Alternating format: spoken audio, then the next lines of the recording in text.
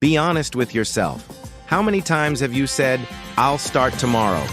Whether it's studying for that big exam, finally starting that workout routine, or even just chasing that dream you've always had, procrastination has a sneaky way of creeping in and stealing your most valuable asset, your time.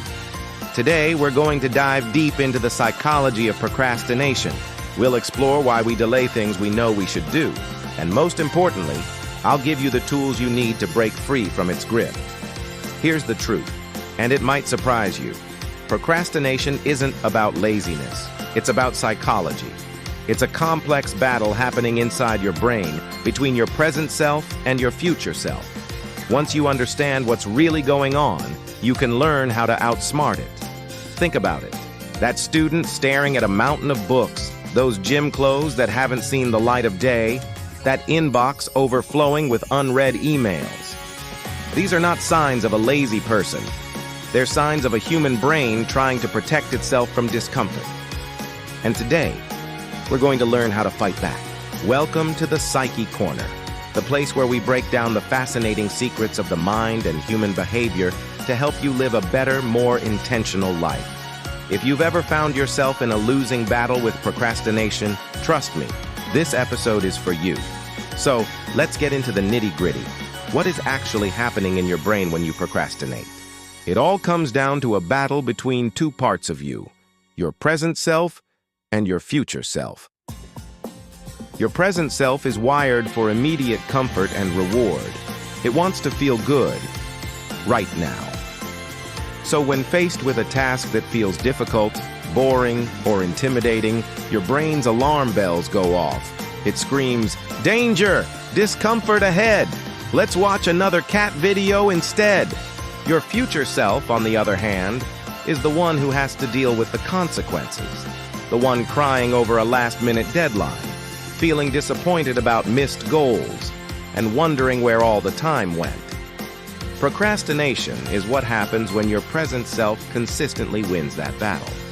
It's not a character flaw, it's a biological impulse to avoid negative feelings. This could be the fear of failure, the pressure of perfectionism, or even the sheer boredom of a tedious task. Your brain prioritizes short-term mood repair over long-term achievement.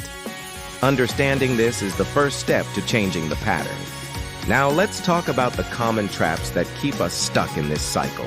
Recognizing them is like seeing the matrix. Once you see the code, you can start to rewrite it. First up is the fear of failure. This is the little voice in your head that says, "What if I'm not good enough? What if I mess it up?" It creates a twisted logic. If I don't try, I can't possibly fail.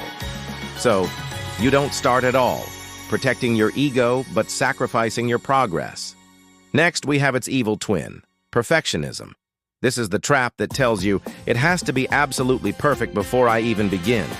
You might spend hours rewriting a single sentence or planning every detail without ever taking action because the perfect conditions never arrive.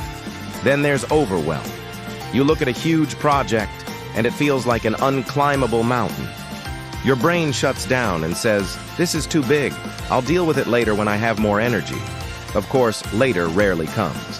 And finally, the most modern and seductive trap of all, instant gratification. Our phones are dopamine slot machines. Why would your brain choose the hard, uncertain path of work when it can get an immediate hit of pleasure from scrolling through social media? It's a rigged fight, and our brains are programmed to choose the path of least resistance. So how do we actually beat this? It's not about willpower alone, it's about strategy. Here are a few powerful techniques that can help you retrain your brain. First, the 5-minute rule.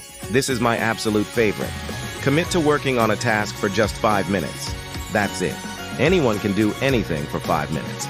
Tell yourself that after 5 minutes, you can stop if you want to. What you'll often find is that starting is the hardest part. Once you've overcome that initial resistance, momentum takes over, and you'll likely keep going.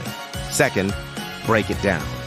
That overwhelming mountain of a task, it's really just a collection of small, manageable hills.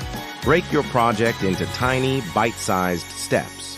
Instead of write the essay, your first step might be Open a new document and write one sentence. Crossing off these small tasks creates a sense of accomplishment and builds momentum. Third, create a reward system. Your brain loves rewards, so use that to your advantage. After you finish a small task or a work session, give yourself a small, healthy reward. Maybe it's 5 minutes of stretching, a cup of your favorite tea, or listening to a song you love. This teaches your brain that focus leads to pleasure. Fourth, control your environment. If your phone is your biggest distraction, put it in another room. If your workspace is cluttered, take a few minutes to tidy it up. Create a space that signals to your brain it's time to focus. And finally, use accountability. Tell a friend about your goal. Having someone check in on you adds a layer of positive social pressure. You can even use apps or join online communities to declare your intentions publicly. It's much harder to back out when you know someone is watching. Remember, procrastination is not a sign of weakness. It's a feature of your brain's wiring.